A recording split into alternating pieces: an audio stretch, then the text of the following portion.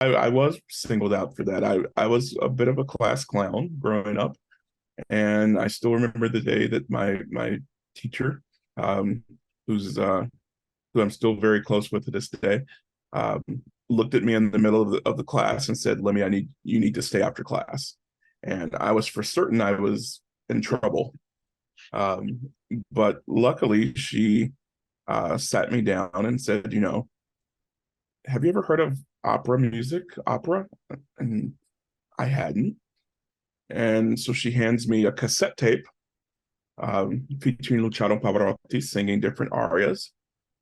And then she hands me a piece of sheet music, which I couldn't read at the time, and said, I want you to take this home, listen to it.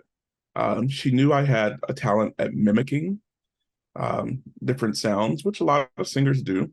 Um, and she said, I want you to just listen to this, listen to how he pronounces the words, and just kind of mimic what you're hearing. And let's see what happens. Um, I literally became obsessed with this aria, Una furtiva lagrima, from The Elixir of Love, which also happened to be the very first opera I sang in a professional manner as well. Um, I became obsessed with this aria and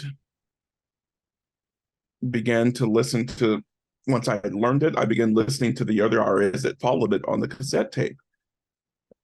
And, just to hear this unique sound, and then to discover that this sound was produced without the aid of amplification was something that just blew my mind. And I had to know how that was possible. Um, so I kind of buckled down, and we ended up learning the aria and using it as one of our pieces for um, our state solo and ensemble competition, as they called it in high school.